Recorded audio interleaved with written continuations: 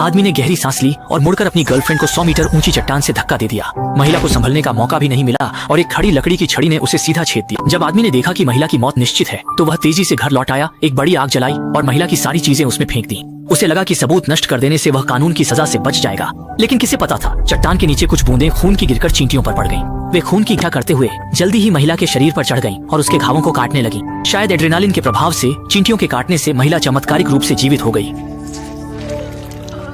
हालांकि वह के घावों की गंभीरता नहीं देख पा रही थी, लेकिन उसके मुंह से खून निकल रहा। महिला को अपनी स्थिति की गंभीरता का एहसास था। अगर ऐसा ही चलता रहा तो वह ज्यादा जीवित नहीं रह पाएगी। इसलिए उसने चारों ओर देखा, बचने का मौका खोजने की कोशिश की, लेकिन उसने देखा कि वह पहाड़ों से घिरी हुई थी और एक पेड़ की शाखा से छेद कर दी गई थी, जिससे वह गड्ढे में फंसी थी। उसके आसपास कोई चीज नहीं थी जो उसकी मदद कर सके। इस निराशाजनक स्थिति को देखकर महिला निराश हो गई। जब वह मरने का इंतजार कर रही थी तो उसकी आंखों में अचानक एक लाल लाइटर धुंधला दिखाई दिया। महिला के अंदर जीने की उम्मीद जाग उठी। उसने पूरी ताकत लगाकर उसे पकड़ने की कोशिश की, लेकिन जैसे ही उसने थोड़ा जोर लगाया उसके पेट में भयंकर दर्द हुआ। जीने की इच्छा के चलते उसने दर्द को सहन करते हुए अपना हाथ पूरी तरह से बढ़ाया। लगातार प्रयास के बाद उसने आखिरकार लाइटर पकड़ लिया। घाव से खून बहता ही जा रहा था। सांस लेने का समय नहीं था। महिला ने जल्दी से हेडफोन का उपयोग करके पास के लाइटर को अपनी पहुंच में ले आई। फिर उसने आसपास की सूखी घास को इकट्ठा कर पेड़ की शाख के नीचे रख दिया और लाइटर से उसे जला दिया। आग की लपटों के साथ महिला के घाव में दर्द और बढ़ गया, लेकिन इस निराशाजनक स्थिति में भी खुद को जीवित रखने की उसकी इच्छा और भी प्रबल हो गई। आधे घंटे बीत गए और उसकी मजबूत इच्छा शक्ति ने उसे टिके रहने पर मजबूर किया। इस समय आग की लपटों से पेड़ की शाख कमजोर हो गई और हिलने लगी। महिला ने महसूस किया कि शाखा टूटने वाली है तो उसने संघर्ष शुरू कर दिया। उसने जोर ताकत लगाया और नीचे गिरी।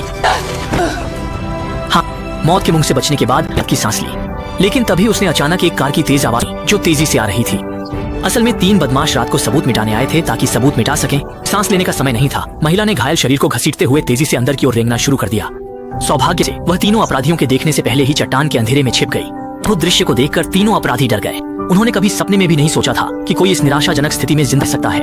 यह स्थिति उनकी समझ से पूरी तरह से बाहर थी। उनमें से एक इतना डर गया कि पुलिस बुलाने की कोशिश करने लगा। अपने अयोग्य साथी को देखकर आदमी गुस्से से अवाक रह गया। उसने उसके गले को पकड़कर दृढ़ता से कहा कि आज वह उसे जिंदा या फिर उसकी लाश देखना चाहता है। ये कहकर उसने कार से पीछा करना शुरू किया। तीनों की बातचीत सुनकर महिला ने शरीर के दर्द की परवाह किए बिना जल्दी वहां से निकल गई। जब तीनों अपराधी वहां पहुंचे तो जमीन पर केवल खून का एक धब्बा था। उन्होंने महसूस किया कि महिला गंभीर रूप से घायल है और ज्यादा दूर नहीं जा सकती, इसलिए वे खून के निशान का पीछा करने लगे। नदी के किनारे तक पहुंचते ही खून के निशान वहां गायब हो गए। तीनों ने निष्कर्ष निकाला कि महिला यहीं छिपी है, इसलिए उन्होंने अलग अलग खोजने का फैसला किया, बिना यह जाने कि यह उनके जीवन का सबसे पछताने वाला निर्णय होगा। इस बीच महिला ने पास में एक छिपी हुई गुफा ढूंढ ली। उसने एक बड़ी आग जलाई, पास के एक कैन को उठाया और चाकू से उसे काट दिया। फिर उसने नीचे से लोहे की चादर को जोर से खींचकर जमीन पर रख दिया। इसके बाद उसने कपड़े हटाए और लाइटर से चाकू की नोक कीटाणु रहित की। इस समय महिला